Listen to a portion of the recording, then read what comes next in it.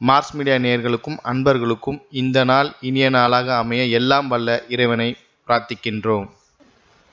இந்த சேனல் உங்களுக்கு பிடிச்சிருந்தா மறக்காம சப்ஸ்கிரைப் பண்ணுங்க, ஷேர் பண்ணுங்க, லைக் பண்ணுங்க, கமெண்ட் பண்ணுங்க.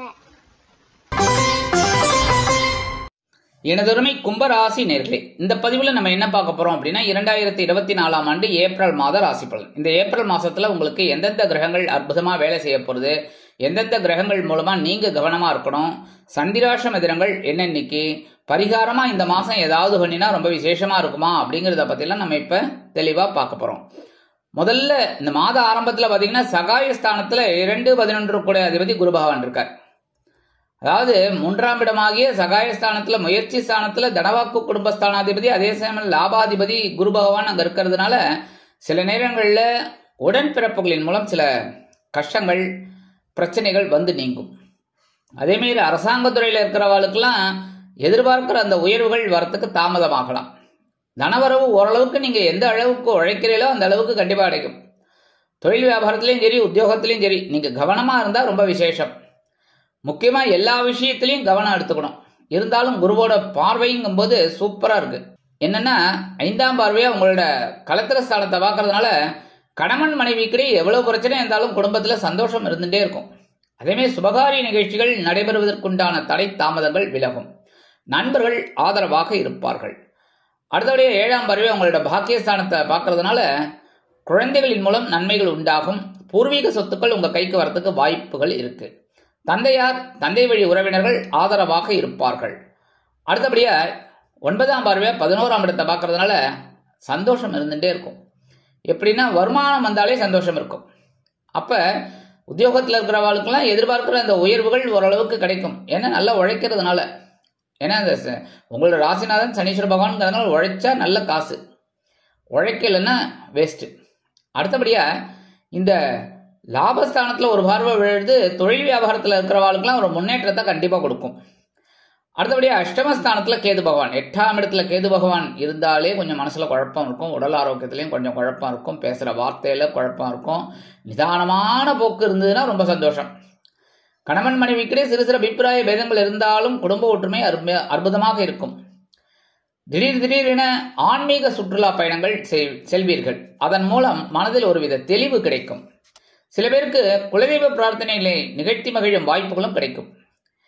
ஜென்ம ராசியில ராசிநாதனும் விரையாதிபதியுமான சனீஸ்வர பகவான் உங்க ஜென்ம ராசியிலே இருந்துட்டு டென்ஷன் பண்ணிட்டு இருக்கார். ஆனாலும் சசயோகம் இருக்கு.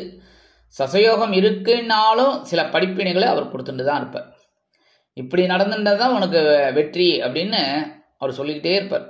அதனாலே நீங்க கவனமா இருப்பீங்க ஒவ்வொரு இடத்துலையும். ஏன்னா ஒரு சின்ன செலவு பண்ணணும் அப்படின்னா கூட நீங்க உஷாரா செலவு பண்ணுவீங்க. செலவு பண்றது கண்ணாபின்னு செலவு பண்ணிடலாம். ஆனா தேவையில்லாத செலவுகளை கட்டுப்படுத்துறது ரொம்ப விசேஷம். அந்த வகையில் நீங்க தேவையில்லாத செலவுகளை பண்ணவே மாட்டீங்க. அதனாலே உங்களுக்கு ஒரு அளவுக்கு உயர்வுகள் இருக்கும். சில பேருக்கு பாத்தீங்கன்னா எடுக்கிற காரியங்களும் அற்புதமா நிறைவேறும். 3-10 அதிபதி செவ்வாயும் ஜென்மராசிலே இருக்கிறதுனால முன்கோபம் அதிகரிக்கும். அதனால பேசுற வார்த்தையில கவனமா இருக்கணும். வாகன பயணங்கள்ல கவனமா இருக்கணும். இரவு நேர வாகன பயணம் அப்படின்னா ரொம்ப கவனமா இருக்கணும். அதே மாதிரி குடும்பத்திலே சின்ன சின்ன குழப்பங்கள் பிரச்சனைகள்லாம் இருக்கும். அதெல்லாம் அனுசரிச்சு போகணும்.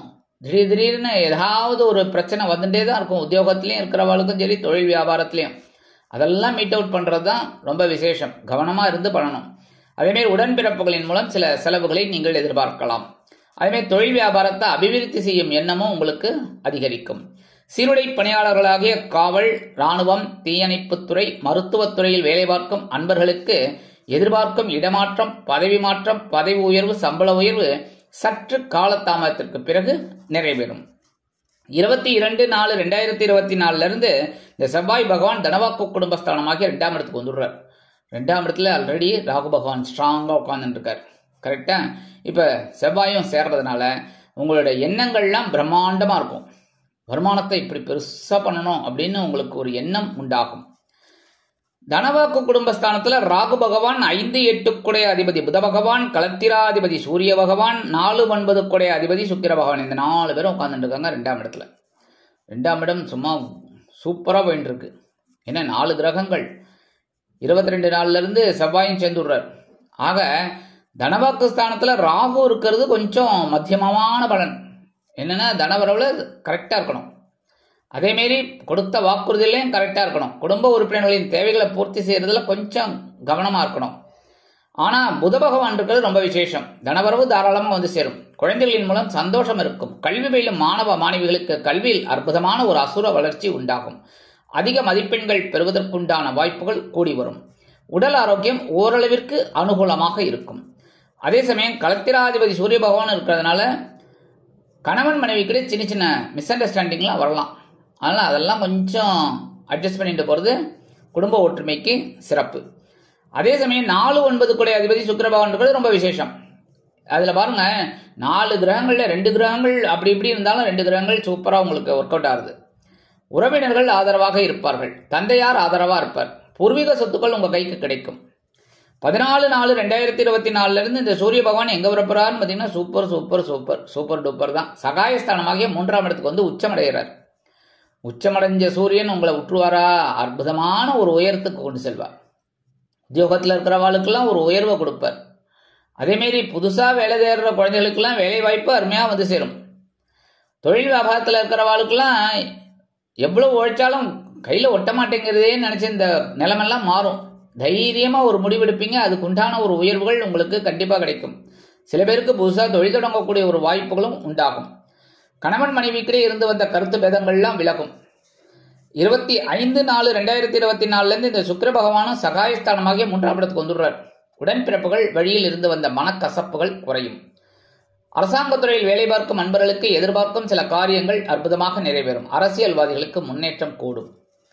இந்த மாதம் சந்திராசிரம தினங்கள் அப்படின்னு பார்த்தீங்கன்னா 21/4/2024, 22/4/2024 இந்த 2 தினங்களில் நீங்கள் எச்சரிக்கையாகவும் பொறுமையாகவும் நிதானமாகவும் கவனமாகவும் நடந்து கொண்டீர்கள் என்றால் கண்டிப்பாக நன்மைகள் இரட்டிப்பாகும்.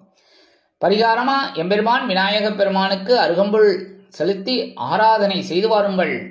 கண்டிப்பாக இந்த சந்திராசிரம தினங்களினால் வரக்கூடிய சங்கடங்கள் உங்களுக்கு கண்டிப்பா குறையும். அடுத்தபடியா பரிகாரமா என்ன பண்ணினா ரொம்ப விசேஷம் அப்படின்னா கண்டிப்பா புற்றுக்கோயில் போயிட்டு வருது ரொம்ப விசேஷம். ஏன்னா ராகு கேது வந்து 2-8 இருக்கிறதுனால கொஞ்சம் பிரச்சனைகள் இருக்கும். அதனாலே புத்துக்கோயில் போயிட்டு அம்பாள் தரிசனம் பண்ணிட்டு அந்த நாக வழிபாடு பண்ணிட்டு வந்தேன்னு வச்சுக்கோங்க, ரொம்ப நல்லது. செவ்வாய்க்கிழமை, வெள்ளிக்கிழமை, ஞாயிற்றுக்கிழமை இந்த 3 நாள் போயிட்டு வருது ரொம்ப ரொம்ப விசேஷம். போக முடியலையா அட்லீஸ்ட் ஒரு நாள் போயிட்டு வாங்க. கண்டிப்பா உங்களுக்கு ஒரு நன்மைகள் கிடைக்கும், மனக்குறைகள் தீரும். அதேமாதிரி நவகிரகங்களில் உள்ள குரு பகவானை வியாழக்கிழமைகளில் நெய்தீபமேற்றி வழிபாடு பண்ணுங்கோ. கண்டிப்பா முடிஞ்சா உங்க பேருக்கு ஒரு அர்ச்சனை பண்ணுங்க, தப்பே கிடையாது. ஏன்னா குரு வந்து அற்புதமான பலாபலங்களை உங்களுக்கு கண்டிப்பா கொடுப்பார். நீண்ட நாள் கோரிக்கைகள்லாம் உங்களுக்கு நிறைவேறும். அடுத்தபடியா உங்க ராசிநாதன் சனீஸ்வர பகவான் ஜென்மராசியில் இருக்கிறதுனால சனீஸ்வர பகவானுக்கு சனிக்கிழமைகளில், அதாவது வாரம் சனிக்கிழமைகளில் எல்தீபமேற்றி வழிபாடு பண்ணுங்கோ. கண்டிப்பா சனீஸ்வர பகவானால உங்களுக்கு நிகழக்கூடியதெல்லாம் நல்லபடியாவே நிகழும்.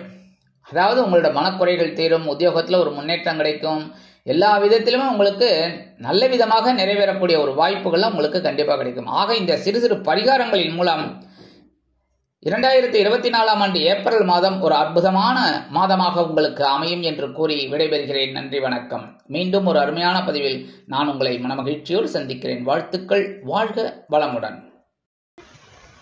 இந்த சேனல் உங்களுக்கு பிடிச்சிருந்தா மறக்காம சப்ஸ்கிரைப் பண்ணுங்க, லைக் பண்ணுங்க, ஷேர் பண்ணுங்க.